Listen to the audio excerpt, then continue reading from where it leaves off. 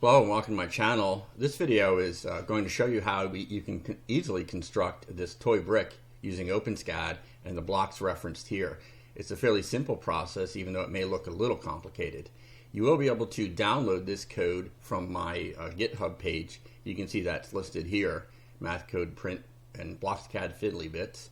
And so what we'll do is we'll just get started and we'll go to a new browser window. We'll leave this one open for reference. But before we get started, I do want to show you the drawing we're basing this on. So this is my drawing. I don't guarantee that it's accurate, but I think it is. And you can get this at Teachers Pay Teachers. It's a free download, and I'll leave a link in the description. But we'll be using this for our drawing, and I'll be referencing that throughout the process. So let's switch to a new page and get started. So for a simple drawing like this, I like to start out by just adding the shapes that I'm going to need. And I know that I'm going to need one cube for the main shape. I'm going to need to subtract a cube of that to make it hollow underneath. I'll need one cylinder that I'm going to be copying for the pegs on the top, and then another cylinder underneath for the legs that I'll be copying to 3 of, and then yet a third cylinder to remove the center of that leg. So those are the 5 shapes that we need to make the basic shape. And now we're going to change the sizes and positioning of them to get it ready for duplicating and finishing off. So let's get started sizing them. So the first size, and we can actually just render this to get started, so we can see it's fairly useless the way it is. Let's change it to red so it looks like our final product. And so we're going to start out with the main cube, and it doesn't matter which side you do as the width or the length, as long as you're consistent. So we're going to make X 31.8, so that's the full width of the cube, and we're going to make Y 15.8. And then it's going to be 9.6 high. So this is the overall size of the cube, and we'll render that quick to show you what it looks like. So the next step is sizing the cube that's going to be removed. So we'll start out and we'll set the long side to 28.9, and we'll set this dimension to 12.9, and its Z height is going to be 8.6. So if we look over our drawing, you'll see that we got that from here, 28.9. 12.9, and then the inside of this is 8.6. Our other ones are 31.8, 15.8, and 9.6. Let's render that to see what it looks like. And you'll see that it hasn't, I had it removed there before, but you'll see that it hasn't removed it yet, and that's because we need to do a set op, or set operation, and we need to do a difference. And there'll be a second step after we do this that you'll see right away. We're going to have to position the removal cube in the center of the main cube. So let's take this out and let's do a transform. So to transform it, all we have to do is move it over the width of the wall, which is 1.45. And we have to do that in the Y direction as well.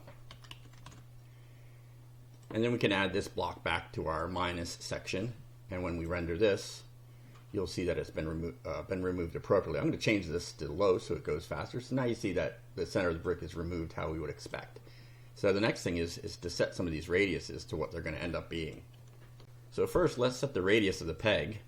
And the peg radius is 2.42. And you'll see that we keep it locked because it's a consistent radius. If you change the second radius, it makes it a ellipsis. So let's change the height to the height of the peg, which is going to be 1.8, and then let's change the two. Well, we'll render that real quick, and it'll just basically show nothing because we have 3 cylinders. And then let's set the radiuses of these 3. So you'll see the first we got the peg was the radius here, and now we're going to be setting 3.25 and 2.4 radiuses. So this one is going to be 3.25, and this one will be 2.4. So, and again, these we need to move around. First, we'll translate the peg so that it sits on top of the brick.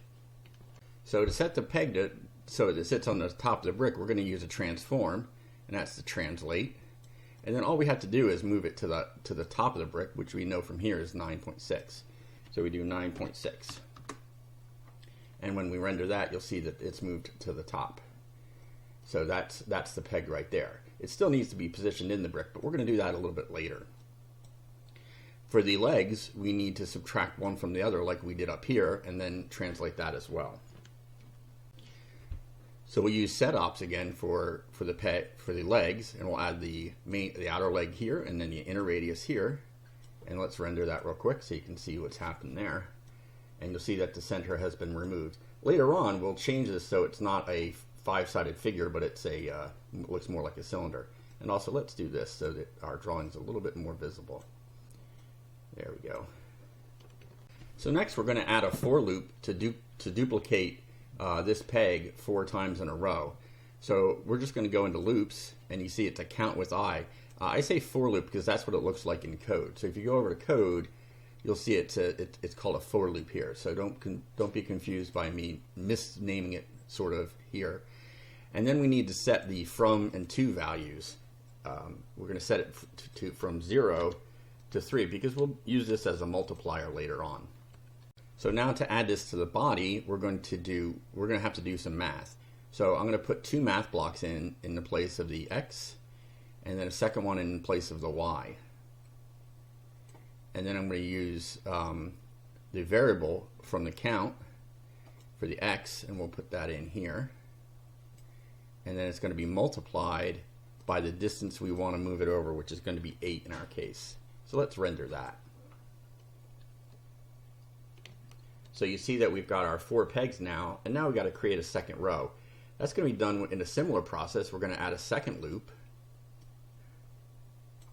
And let's shift things around so they fit.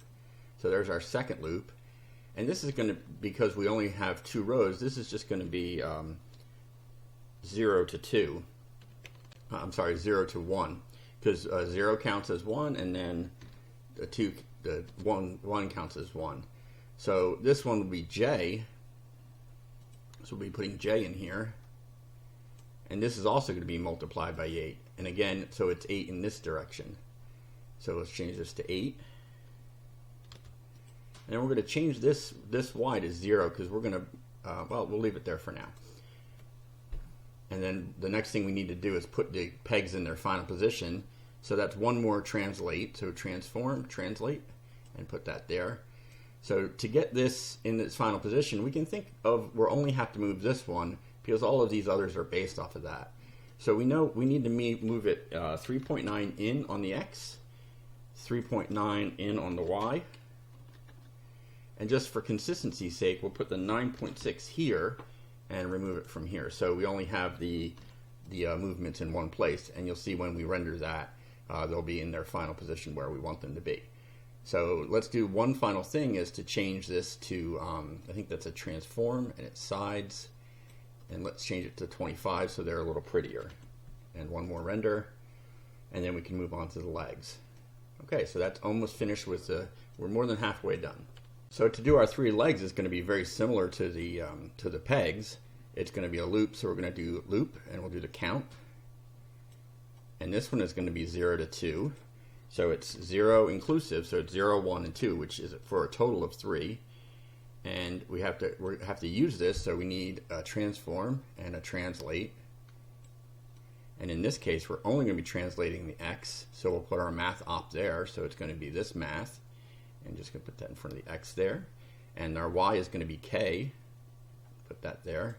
And it'll be multiplied again by 8. So this will create 3 pegs underneath the brick. So let's render that and see if we got it right. They won't be under the brick yet, but eventually they will be. So now we have our 3 pegs. So now let's position this structure into the right place. So let's do a transform and a translate. And we have to move it in according to our drawing. Let's go look real quick.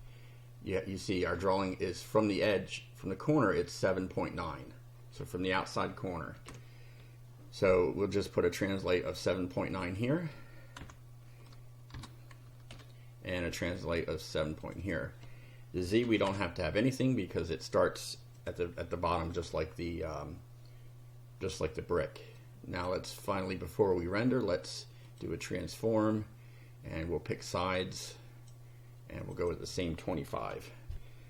So it's enough to make it look pretty but not too much to slow your computer down. So when that's finished, you'll see that we've got our pegs removed, but it looks like we did something and they're too tall. So let's look at what we did to make them too tall. Oh, we never changed their height. So the first cylinder is going to be 9.6, and the second one, it actually could be the same, but we'll just say it's 8.6, and we'll render that, and then we should be done. So we forgot to change the height when we first set them up. So the final thing we'll do is add some text to the top of the bricks.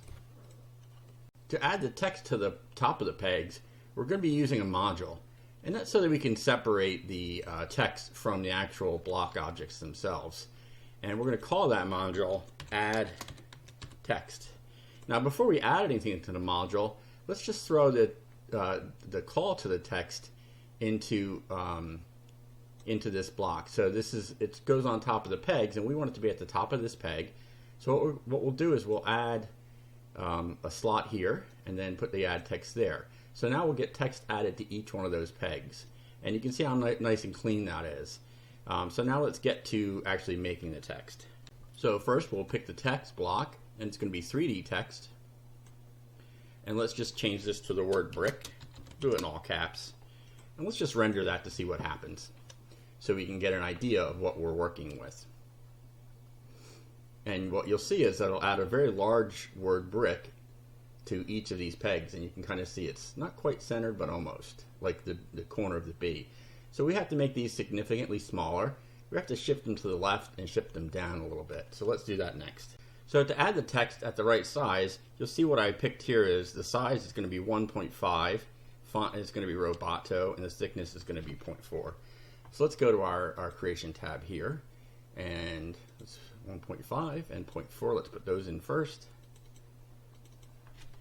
1.5, and as far as I know, this is just sort of you're going to have to just figure this out. I imagine you could do some calculations, but you have to know things about the font and whatnot.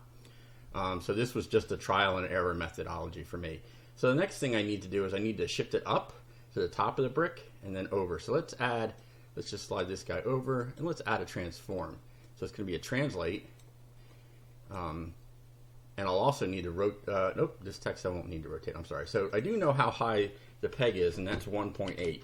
So that gets us to the top of the peg, but now I need to know where to position this in the text. Now I do know that these are 2.5 radius, and if you look at our 3D text, it's about the width of the thing. So I'm just going to put a 2.4 in here, and then I know that the size is 1.5. So to center it, I want to be like 0.75, so 2.4, I don't know, let's take a look. So the translate I used was minus 0.75. So yeah, so half the font. So minus 0.75. So this is the height of the font, I think, but I could be wrong on that. So that should get our text just about in the center, and it might need a little tweaking to get it exactly correct. So it's in the center. Now we just got to move it to the left. So it's so I think I just need to do this. It needs to be minus X because we're moving to the left, not to the right. Basic number line stuff here, and that'll take care of it, I think. Let's take a look while it's rendering. Yeah, so I did 2.3. So let's change that to 2.3. Yeah, so it's a little bit close to the edge, and the K is a little too far. So 2.3. And let's render, and while it's rendering, I want to change the color to red so it looks like our final product. Now this probably renders a little bit slow because I'm on an older computer, and if you look at this address, that means localhost. So I'm running the BlocksCAD server on my own computer. It may run faster if you run it off the BlocksCAD website. So there's our finished brick with the hollow removed, which you'll see in some tutorials they don't remove the hollows and they don't put in they may not put in legs or whatever. So that's the whole thing, and you can put whatever text you want just by changing it here. So if you wanted to say, something like, let's see the word print. That's one of my, I picked a 5-letter word so I wouldn't have to adjust the centering. But so if you pick a 4-letter word, you're going to have to move it a little bit, but you can change your brick, and you can have your own custom bricks. You could even put text on other surfaces, as you can see, like I had this. So this was my brand imprint, and you see when I render it, that's just the same sort of add text block, but in this case it's differencing it out. So that's a subtraction from the main body. when my computer eventually decides to finish. So you can put text wherever you want on your brick to make them super custom. Well, I hope you like this. Make sure you subscribe to my channel. I'm going to be doing toy bricks. I have 3 more CAD systems I'm going to do them in, and if I can find any more, I might do that as well. And then I'll move on to something else, and I'll do for this series, I'll do an object in each of the different CAD systems so you can compare. So have a great day. Make sure you hit the